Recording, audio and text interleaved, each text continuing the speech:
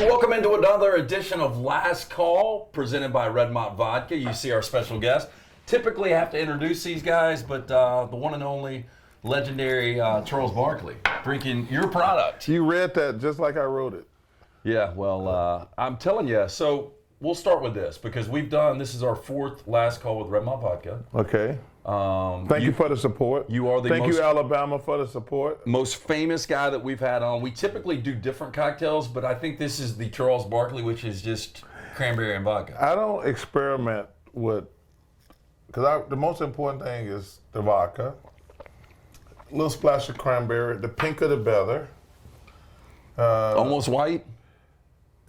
Yeah, because I want the vodka. I don't really want to worry about like the cranberry juice. Don't drown my cranberry juice. So why did you get into the vodka business? I just want to own a company in Alabama. You know, I have been looking around for 30 years, looking at different investment opportunities. And just to simplify, I wanted to own a business in Alabama. This is where I grew up. You know, Birmingham is a suburb of Leeds, and they both mean a lot to me. And when this opportunity came up, I thought it was too good to pass up. And I really appreciate the people of Alabama fans and Auburn fans. They've been very supportive. But to simplify, just want to own a company in Alabama. Well, man, you always, you're proud of your roots. You're around all the time. And so let's go back to Leeds, almost 60 years ago when you were born. You were, I don't know if you were a premature baby, but you were really, really light. I was premature. I almost died. It's so funny you mentioned that. Didn't know you knew that, number one. I do my research. Okay, so I almost died, and my mother and grandma used to always joke, whoever blood, 'cause I was anemic. I think that's the right word. It is. And I got a blood transfusion, because I'm really, honestly, like the only tall person in my family. But my mother and grandma, it's a joke. I don't know who blood you got, but we're lucky you got it. So I've been blessed. Yeah. I had two preemies myself, but so, you know, that's a difficult thing, especially back 60 years ago. Oh, you know, man. medicine's so different now. I mean, that's a coin flip whether or not you were going to make it or not. It was crazy. And how different would life be? TNT might not have a damn studio show. I didn't even know. Without you. You never know. You know, I have a lot of respect for the medical field. And I remember I'm playing for the Sixers, and they asked me, would I do they said, we want you to do a PSA. I'm like, okay, cool. They said, premature babies. I'm like, okay, no big deal. And I remember I go in, and we're on camera, and they said, the doctor's doing this thing, and blah, blah, blah, and they hand me the baby. And I'm like, holy shit. I said, cut the tape. Looks like a squirrel. It's so small. The thing fit in my hand, and it was it was a shock to my system. I said, hold on. I mean, I started crying basically. I said, time out. We got to stop. I didn't know this was what it was like. I mean, because you think premature, you still think it's like just smaller. Yeah. Not like a pound. Like a pound. Yeah. And when the doctor did, I said, whoa. So I understand. So I really admire doctors and nurses who deal with the preemies. It's Last Call with the Redmont Vodka. Charles Barkley, our special guest. We're in our green room here at the Next Round Studios. This is actually, I've probably been in 1,000 green rooms. This is the first time it was actually green in the room. Guess who picked this couch out? You picked this out? Yeah, I picked all this furniture. But it's just crazy though. Why do you think they call it the green room? You know, I don't know. And maybe back in the day people smoked weed in there? No, that'd be Nirvana. Yeah. I don't know. You've been in a bunch. I've never been in the green room. I'll tell you a funny story. The first time I hosted Saturday Night Live, so it's a real tiny building, still to this day, because I've hosted a few more times. So the doors from one dressing room to the other dressing room about this far. What year was this, by the way? Do you remember? 92, probably. Okay, so that was when they were partying hard. Well, the group was. Was Chris Farley on there then in 92? Sandler was, I think. Yeah, Chris Rock. and Chris Spade, David Spade. David Spade. But Not them I'm talking about. So the group was Nirvana. Yeah. And you pretty much keep your door open because they come in like every 5 minutes, change the script. Man, first of all, they were awesome. Nirvana was awesome, and Courtney Love and everybody. But every time they open their door, like one of the, you seen those movies with a big flume when something blows up? A big flume of pot came to my door. And I was like, who are these dudes right here? And I found out at that time they were like the most popular group. Do you really know who Nirvana was in '92? Dude, do I look like I listen to Nirvana? Maybe Can you please stop it? Maybe not. You think they were big in the hood? Yeah. Stop it. Yeah. That was also the year The Chronic was released. Yeah, Right? yes. Now Snoop and Dr. Dre. Okay. Have you ever hung out with Snoop? I met him for the first time, and it was like a religious experience. He was just. Does he have one of those presents? He fucking Snoop Dogg, man. Yeah. I've hung out with Dre before, just like, and it was like a religious experience. You ever hang out with Tupac? No, nope, never met Tupac. Biggie? Never met Biggie. They just died way too young. Yeah, they died way too young. Two of the greatest ever. Yeah, and you would have met them by now, hung out with them and everything. Well, I just met Snoop like in the last year. We were. But you've been in rap songs before. You're in the game, right? I think, my favorite group of all time, Public Enemy, was the first time I heard my name in a rap album. Did you know what was coming, or you just were listening? No. Oh, I'll tell you what happened. So it was really crazy talking about Public Enemy. Chuck D's just sent me a record. Because I guess records are making a comeback. So I went to the store and bought me a record player. And I didn't even know they still sold records. Oh, vinyl's gotten big. And I went in there, and I got some Luther.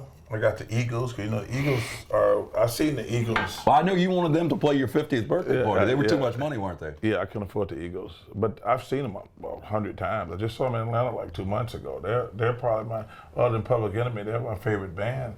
I ended up buying like all these albums, and a friend of mine put this nice speaker system. So I've been just jamming during the playoffs, because I'm off all day. And I just started like, I cannot believe that I'm sitting here playing records in 2022. Because, you did it as a little kid. But there's a better sound about the vinyl. Do you agree? I think it just depends on It's nostalgic, maybe. No, because that's all I did as a kid, too, was listen to the 33s and the 45s. Yes, and it's just crazy how that works. Yeah. And I'm just sitting there jamming. I'm not even worried about my neighbors. I don't even give a shit. I just turn it up and blast it. So, back to Leeds. So your junior year, you're 5'10". You didn't make varsity, did you? No, yeah. Until I grew from 5'10" to 6'5", I was a little backup chubby point guard. But did that help you with your handle? It helped me a lot. Yeah. It's probably the biggest aspect of my whole basketball career, because being as short as I am, big guys don't want to get out on the floor and be moving around. Yeah, I think that's one of the reasons, if he could ever stay healthy, Anthony Davis is so good, because of his experience playing the one way back in the day. Yeah, he makes me think he don't take care of his body. Yeah. Because from 25 to 32, you're Superman. If you're great, there's nothing they can do to stop you. They can slow you down at times, but... Okay, so how did you get so good? Is it true? Like now we do CrossFit, we do all kinds of stuff. Did you used to jump a fence? Yeah, I jumped the fence at the house to just get my legs stronger. Mainly like we had no big weight room. But doing this, it wasn't just because you were bored. You knew that you were working on... No, I had to have tremendous leg strength. Yeah. Because I've always said, like, physically, my legs were comparable to anybody anywhere. Because once I got to college and the pros, I could really lift tons of weight, but up until the end, we didn't have no big weight rooms in Leeds. So jumping that fence helped my explosiveness, really helped build my ass up, to be honest with you. I had tremendous quads, but man, just getting my legs strong as possible was huge. And that was a legitimate, like, regulation 4.5, 5 foot fence? You would just leap it? Oh yeah, I had tremendous leg strength. So, but yeah, jumping that fence all the time. So you go from that to dominating your senior year. So you don't make varsity your junior year, but your senior year, you average like 19 and 18. Yeah, I was feeling pretty good about myself. And I played on a really good team. A guy named Stanley Mink, Pip Mock, who was arguably my best friend in the world. Travis Abernathy, Vic Campbell, guys like that. We had a really good team. And Lee's just a great town to grow up in. You don't have to worry about all the big city crap that you have to deal with. But I love growing up in a small town. So is it true you chew on your remotes? I do not chew on my remotes. Have you ever chewed on a remote? Not really. I think the weirdest thing I did, and Karl Malone. Because I heard a story that you got so involved in a game that you basically destroyed a remote chewing it. No, listen, there's a lot of wise tales out there about me. I ain't did half the shit they said I did. Karl Malone busted. They don't know half the shit you've done. Because I haven't done it. They just make it up as they go. You know, the only crazy thing, Karl Malone outed me on television. We had him on the show last year. He said, and Karl's one of my really good friends, he said, what's the craziest thing you know about Charles Barkley? He says, well, y'all know he should keep Vaseline in his belly button. And I said, man, I cannot believe you telling people that. Is that true? I did. Okay, I gotta ask. The belly button is like a really disgusting thing. Not as disgusting as having big, crusty lips. I haven't thought about that, but It's more important for me. oh, so that's what it was for. I got you now. So you What go else to- did you think it was for? Hell, I don't know. Freak. So yeah, I don't know. But so you go to the belly button to Just dap it in there and put it on. 'Cause like I always carry chapstick because there's nothing worse than having big lips and they all rusty. yeah. and But have you crusty. not thought about like maybe you could put it in your sock, right? A thing of chapstick. Come on, man. You can't have chapstick on your body during the game. But shit, you can have Vaseline in your belly button. Yeah. Is that your trick? Has anybody else ever done that? I don't know. I don't know. If When's the anybody- last time you did that? Oh, probably last time I played in the NBA. Okay, first time you ever dunked. Do you remember it? I think it was, I want to say in Pelham. I don't think we would have been playing Pelham though.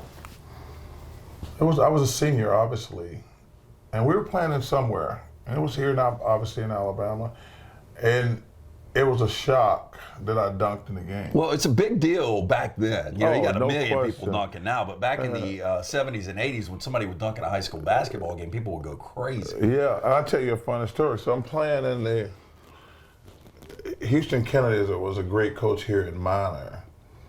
And we were playing in the Christmas tournament. Actually, the first time I ever got noticed. Because everybody thought I was too short to play. And then we were ranked number 1 3A, and we played the number 1 ranked 4A team, led by Bobby Lee Hurt. And they had another dude, a big old dude. I forget his name, I apologize. But I think Bobby Lee was the number 1 recruit in the state, right? In the country, basically. Him and Ennis Watley. How much do you think Wimp paid for him? Wimp, one of my favorite people. Wimp is one of my favorite. Him and Sonny are two of my favorite people in the world. But I don't know. But what's really funny about this whole thing is, you know how sometimes you make a decision and get lucky? Yeah. Going to Auburn was the best decision I could ever make because it turned into a crazy love affair. But what's really interesting, And you're an ambassador for them now. I hope so. Yeah, you are. But what's crazy, they were my third choice. So how did it line up? Was Tuscaloosa 1? No. Okay. UAB was one. Okay. So I was gonna, Because of Gene Bartow, right? yes.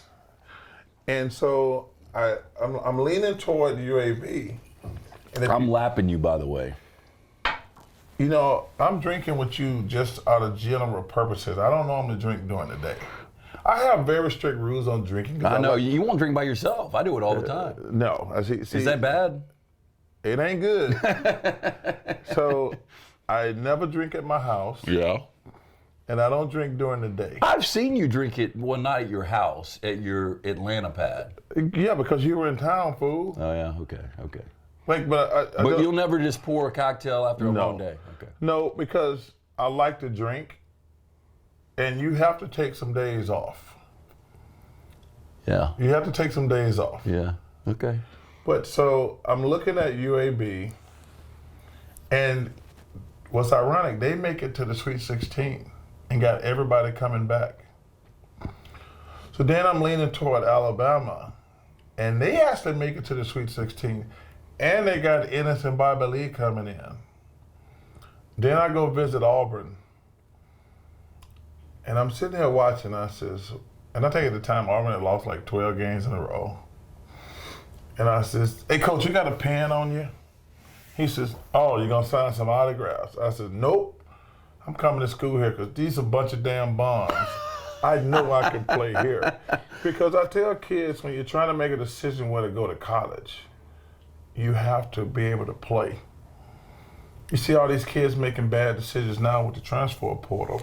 Hey, if they got a great quarterback already there, fool, don't go to school there. Well, I think it's also important to do something nobody else has done. Well, not just that. No, man, you want to play.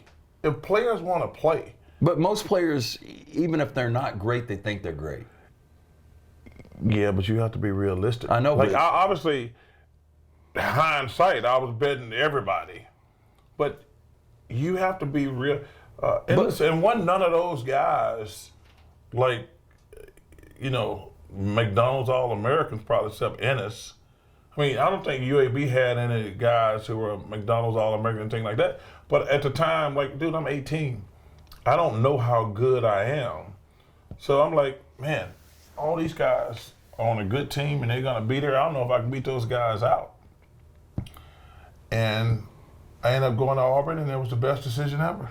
Charles Barkley, Lance Taylor, it's his last call with Redmont Vodka, 8 times distilled, gluten-free. Which is, we don't know what that is. We don't know what gluten-free is. Okay, we're trying to figure out what's gluten-free. But apparently it works in marketing. That's what we do know. Right? You know, listen, I try not to ever be one of those assholes that think he knows what everything is. I have zero idea what gluten is. I don't even know if it's actually a real thing. I think if you have, God almighty, what is it called? I'll think of it in a second. Anyway, if you eat something that is not gluten-free, you immediately shit. I think that's a bad thing. Those called prunes. No. Celiac disease. And I think celiac, if you've got celiac, you want gluten, but not to get on that. So back to people making bad decisions. A lot of people we see every year will come out in the NBA draft. I've gotten it from you twice, but I've got to get it for new listeners and viewers here on the next round and last call, your draft story. So you go from not making varsity as a junior to 5 years later, you're one of the most heralded guys coming out of Auburn going into the NBA draft. Mm-hmm. But you hear Philadelphia's going to draft you. You don't want to go to Philly, right? I do not. Yeah. So what do you do? So at the time, we had a hard salary cap. So the Sixers, the guy who discovered me, Jack McMahon, rest in peace, was the guy who found me. Because most people thought I was too short to play in the NBA. So in college, I was about 295. And that was the biggest concern, my weight. So the Sixers called me up like a month before the draft. And the owner says, you're a great player, but I'm concerned about your weight. And I said, I'm not sure how to answer that. He says, I need you to get to 285. And what are you right now? Not right now, but then. About 292. Okay.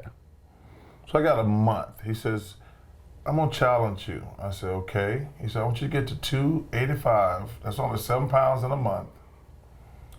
And I want you to stop in Philly on your way to New York for the draft.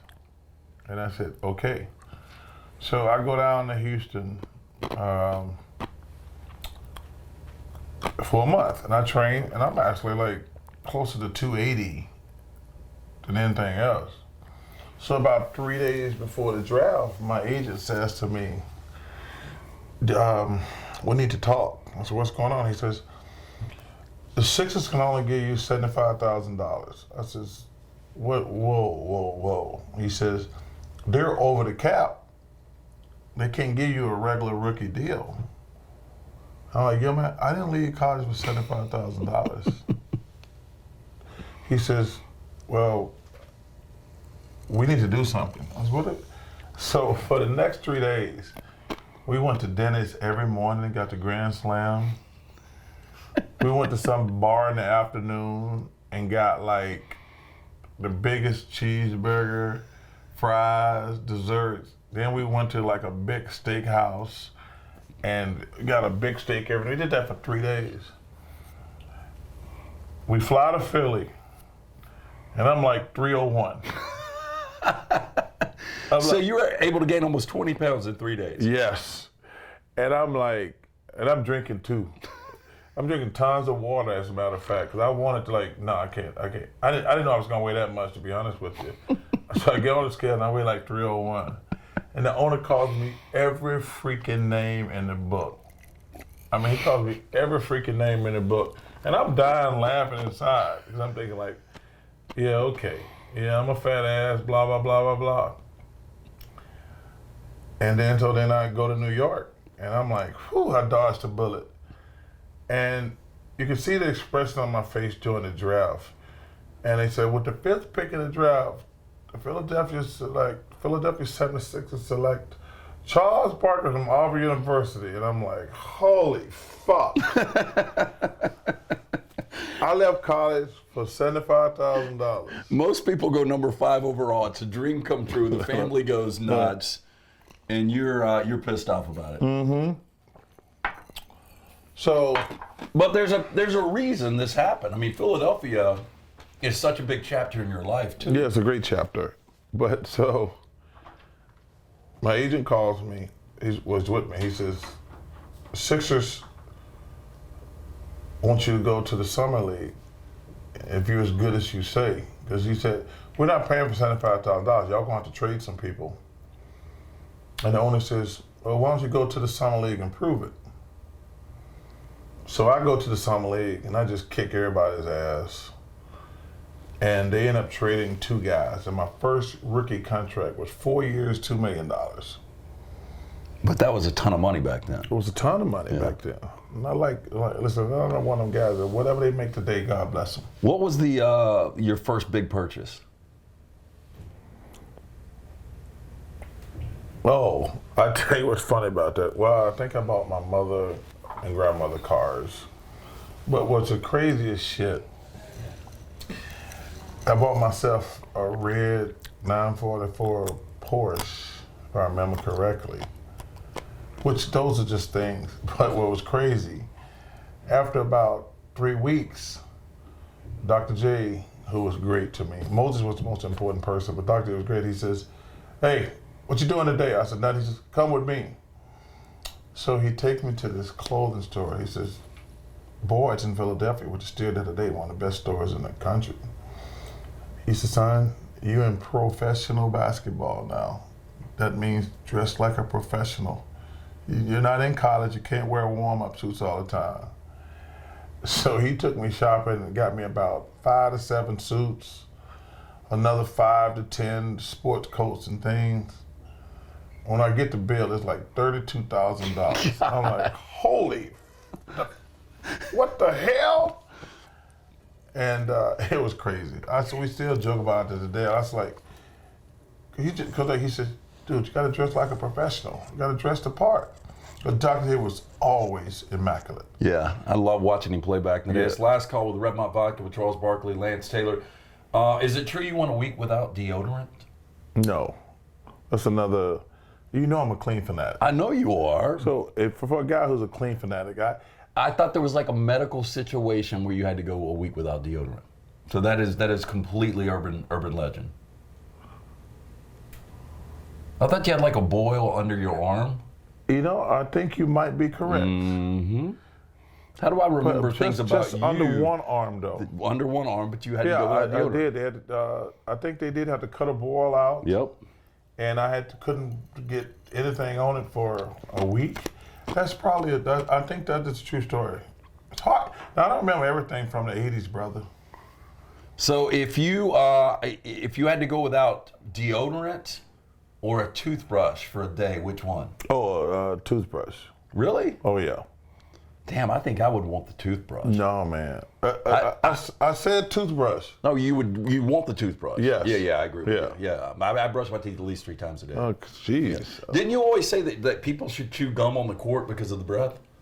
No, I said, like, that's one of my big pet peeves, people with bad breath. Like, that annoys the shit out of me. Well, it sticks with you too, you know? No, but it just annoys But the you hell- associate that person with bad breath if you ever get a whiff of bad breath. But they can clean it up the next time. Yeah, but it's nothing worse than talking to somebody, because you can't tell them they got bad breath. So you just have to suffer through it. Is there a close enough friend that you could tell that to, though? Mm-mm. Is that a deal breaker? Like, I know somebody that was dating a girl, and after like the second date, she had coffee breath, and he was like, I'm out. I can't do it. Would it be a deal breaker for you? That or smoking. Yeah. Have you ever smoked a cigarette? No. You've smoked weed, though, right? I have, and it's so weird you ask that question. Like, I love to smoke cigars. The weed thing is interesting. I got a lot of friends who love weed. I've probably smoked pot 5 times in my life. Wow. It does absolutely nothing for me except maybe want me to get me more potato chips. Like, and I got friends who love it, and bless them.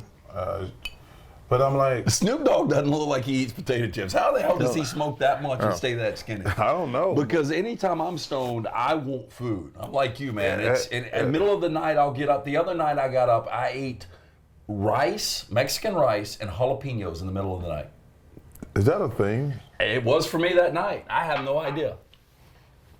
I got to make another drink. We're going to take a break real quick. Okay.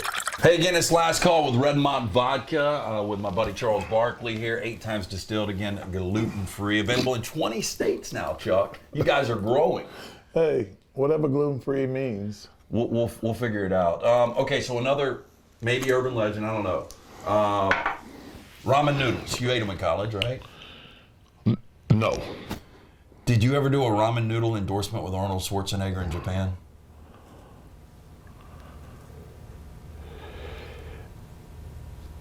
I love the hesitation. Like, if you ever did like a commercial with Arnold Schwarzenegger. No, we didn't do it together. Okay. But did you endorse ramen noodles?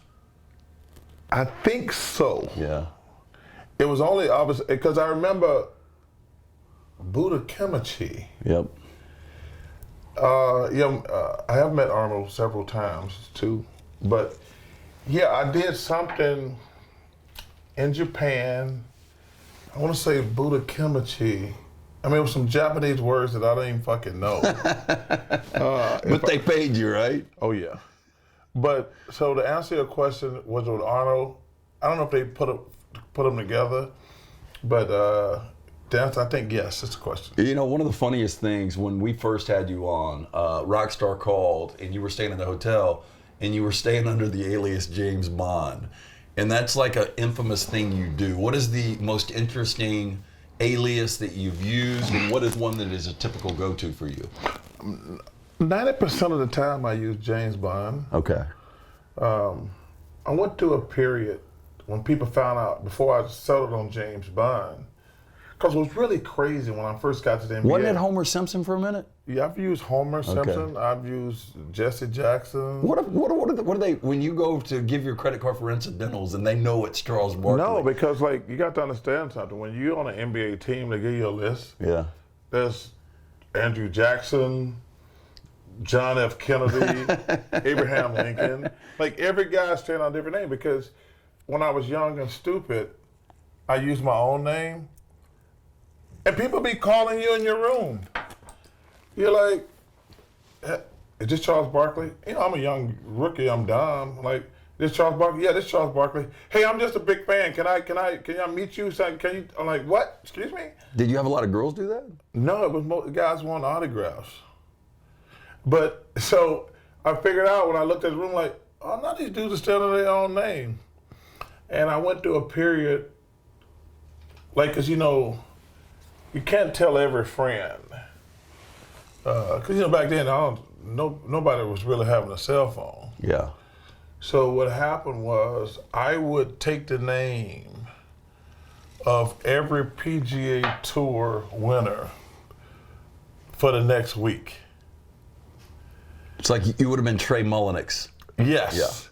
So if I'm traveling, if I'm on the road, I mean, you know how old we are? We had house phones. Nobody carried a cell phone. I remember back in the day. Man, I remember the go. Did you ever have a stalker? I did. But she wasn't. The rabbit in the pot kind of girl? No, but it was. I tell you the story. So I'm playing for the Sixers, and she was a nice girl too. But she would show up. Only you could think your stalker is nice. No, she didn't. I think she just had a crush on me, to be honest with you, because she would show up wherever I was. And you know who turned her in? Her mom. Says, I'm worried about my daughter. And they figured out, because I obviously had to bring, when her mom was concerned, she was following me from the game. Because, you know, by the time I do all the interviews, I'm pretty much the last person to leave the stadium. I would always try to sign 10 autographs because people out there waiting. Was it the old Spectrum? Yeah. Yeah. And I would probably, because at some point you got to go. I said, hey guys, I'm doing 10. The rest of y'all just going to have to deal with it. I'm not going to sit here for 30 minutes and sign autographs. I'm going to do 10 a night. That's it. First come, first serve. But that give people time to follow you. And she was following. She, like I said, she was cordial. She would always come say hello, and that was it. But her mom says, like, I'm not sure this relationship she's got with Charles is healthy. And So did they go restraining order? no, they just told her, hey, don't be following him from place And to that was place. it? That was it. Pretty impressive. Yeah. So you're in Orlando one time, and you've always talked about there's always a guy that is going to be eyeballing somebody like you Yeah. that wants to either get in an altercation to make a name for himself or get a check, right? Or just stand beside you or close enough to call you an asshole all night. So, God, I forgot what the guy's name was. I knew it for so long, but you were on Church Street in Orlando, and didn't a guy throw a drink on you, and then you threw him through a window? Correct. Yeah. So, why did he throw the drink just to throw Just to a be drink an on you? asshole. Yeah. So I'm sitting with my back. I'm sitting with Clyde Drexler, and we're sitting up with 3 girls. And the manager says, hey guys, because you know that's a busy little area. He says, why don't y'all let everybody leave and then y'all can slip out quietly because everything was closing. And we said, oh, that's a great idea. So we're sitting there, probably 10, 15 minutes, and all of a sudden, I get wet. The whole table gets wet. But I got my back to her. And I said, what the fuck just happened here? And Clyde says, that dude threw a drink on us. And I turn around, and this motherfucker starts running. And I chase his ass down. He's a little dude too, wasn't he? Yep. And I grab him. And I said, yo, man, what the fuck were you doing? Blah, blah, what? And the cop said, Charles, I saw everything. I got it. But I can't let it go. I can't let it go. I said, yo, man, I don't know. I don't have zero idea who you are, blah, blah. And it's one of those, and I just rammed his ass through it. And the cop says, Charles, you should have let me handle it. I said, I couldn't let it go, man. So I got arrested. Oh, I remember. And did they not ask you, like, do you regret it? And you said the only thing I regret is it wasn't on the second floor. Yeah, the judge said, Mr. Barker, you have any regrets? I said, yeah, I regret we were on the first floor. I was like, that's the only thing I regret. The dude threw a drink on me. So is that one of the, did you have to settle? Did you have to cut him a check? I did. Yeah. Not a big one, because he knew he was wrong. Isn't that amazing, though? When somebody does that, your ass has to pay them. I know. But, because as my attorney always says, Tom Sullivan, he's here in Alabama, done a great job. I mean, he always say, we should settle. I said, why would we settle? Not this case, all other cases. He says, Charles, we don't want to go to the jury. He says, just remember something. These were 12 people who were too stupid to get off jury duty. Very true. Yeah, and he says, people talk about your peers. He says, I don't see Michael, Patrick Ewing, David Robinson, but I see 12 random ass strangers. I always laugh every time I hear that. a jury of my peers. I'm like, hey, Michael Jordan over there? is David Robinson over there? No, those are 12 random ass strangers. It's last call with Redmont Vodka. Just a couple more questions. Hall of Famer Charles Barkley is hanging out with us.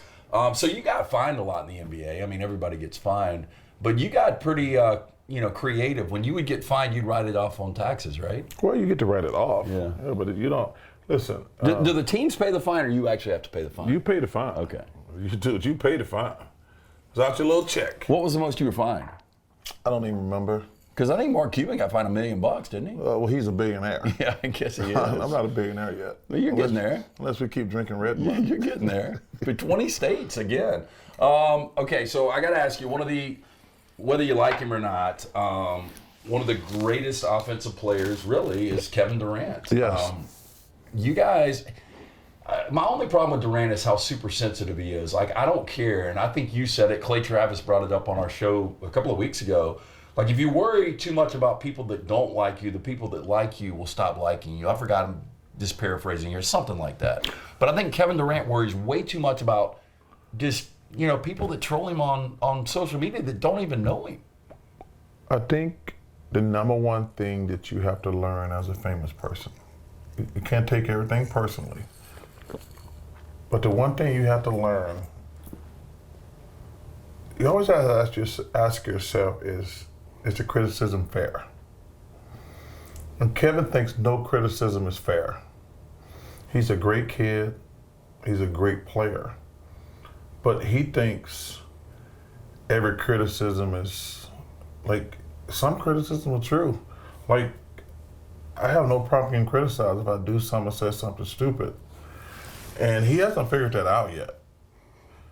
And he's been in the league long enough. I know, but he's just overly sensitive.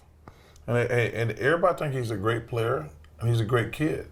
But you can still be criticized.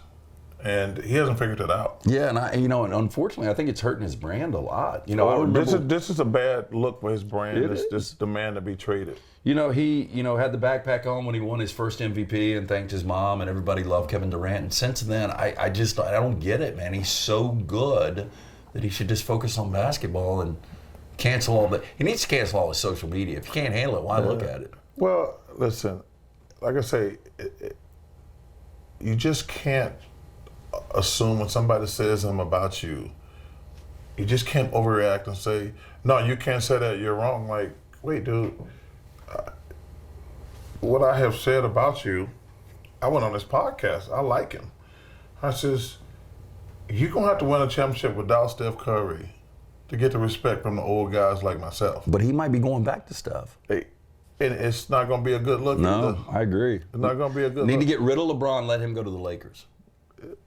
Hey, man, that stuff must be strong in that glass.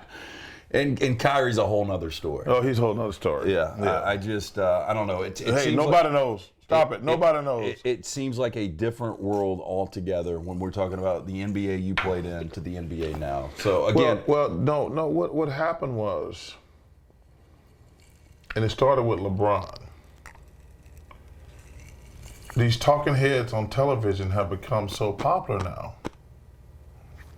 They dictate the situation, whether it's good or bad. So they start making guys feel bad about not winning the championship. So then guys are like, I got to get that championship. So it started with LeBron going to Miami. And he said it when he went back. He said, I had to win one without Dwayne. Kobe said it, I got to win one without Shaq. And so how this little Twitter thing started, and listen, I don't pay any attention to social media, but I hear Kevin has been all over me. I said, hey, Kevin Durant gonna have to win a championship. I mean, he just got swept. Yeah. I said, Kevin Durant, in the first round. In the first round. Yeah. I said, Kevin Durant gonna have to win a championship without Steph Curry to get, and every old guy, like I say, LeBron said it, Kobe said it, and so he don't get to change the rules.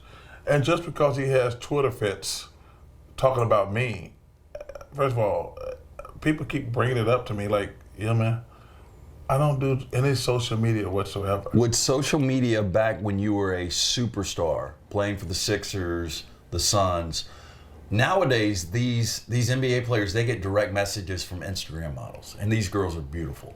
And so, like, they don't even have to go to the bars to work for it.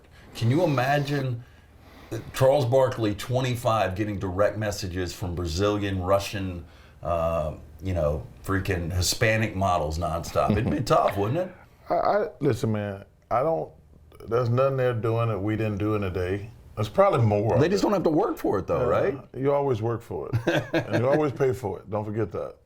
But I just think that, even like we're dealing with these young kids they have to really be careful using the internet and things like that, because there's some evil out there.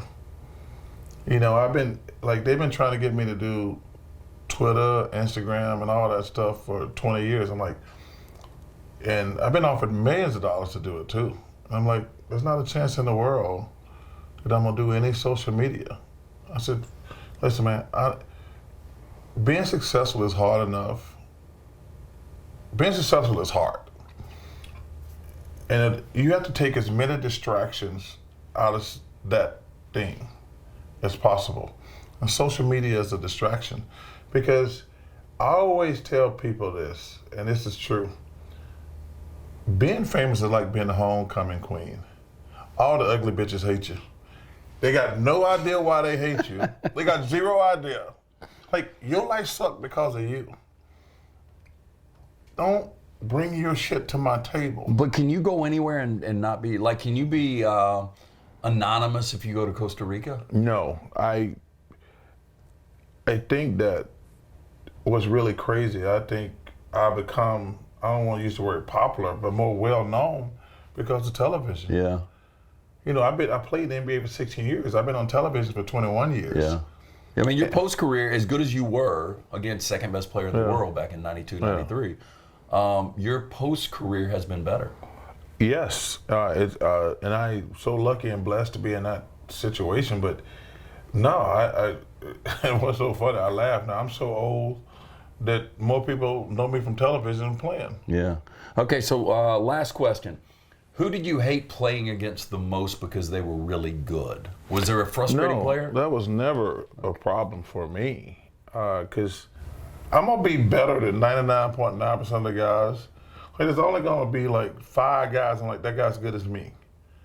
And so the only thing I ever played that worried me was the Pistons. But you would have fit that brand perfectly, right? No, I don't. Well, because dude, if you're a great player, you can't be getting in foul trouble every night out here mugging people. Yeah. Those boys are trying to hurt people. No, but I'm saying that you still could have done your thing and still had Mahorn and Rodman and Lambeer doing their thing. But it's a different animal. So, we got Mahorn. And he's yelling at me the whole game. Dude, hit everybody. Is he a mean dude, really? No, he's a great dude. One of my best friends. Well, he's not the guy that split somebody with a beer mug in a bar, was he? No. Who was that? That was Jason Williams. Jason Williams. Yeah, who's doing great things today. Did the guy bleed out? It was scary for a minute. It was scary. Why did he hit him? The guy was just being an asshole and annoying, and Jason just got mad. Is Jason still, I'll let you finish. Is he still in prison? No, he's doing great. Okay, he's got good. a rehab facility down in Florida. Good for him. He's doing some amazing things. I'm really proud of him. But I tried to explain to Mahorn, Rick, you get 6 fouls, you got 2 points and 4 rebounds. Lambeer, same thing. John Sally, same thing. I said, I got to get 25 points and 11, 12 rebounds a night. I can't go out here just mugging people. But he says, oh, I never thought about that. I'm like, no shit. But I said, Rick, you are a role player. You can use 6 fouls and get 4 points and 4 rebounds. And if I get 4 points and 3 rebounds, they're gonna be calling me a bum. I said, I can't go out here and just get 6 fouls a night. I'm trying to stay out of foul trouble. So we always laugh about that. The one and only Charles Barkley. Anything you want to promote outside of Redmont Vodka? No, man. You're everywhere now. Subway commercials, Capital One, TNT, LIV tournament is calling. You're getting texts from Greg Norman. You're not even returning his text. I'm gonna return it. I told you we're gonna get together. Is there one person that will text you that you always have to text immediately back? My daughter. Okay. Yeah. I feel like I have to text everybody immediately back. That's a problem. Hey, well, sometimes like I don't have my phone on the golf course. Yeah. Like I play golf. I'm playing golf like every single day right now. My phone is off for 4 or 5 hours. And just for the record, none of these motherfuckers are texting me is important. If it was important, they'd be calling the girl who paid my bills. Greg Norman might be offering you $50 to $100 million. That's important. It'll be there tonight. Okay. When I reach out to him. Charles Barkley, we'll just let him be known for Redmont Vodka, the brand ambassador, one of the owners of the great product Redmont Vodka. Pick it up. Available in 20 states, wherever you're watching us, hearing us. Really appreciate it, man. Thank you, brother. I've been looking forward to this for like a year. Appreciate you, brother. Yeah. Thanks for all the support, too. You've been great. Absolutely, man. Love you. Love you.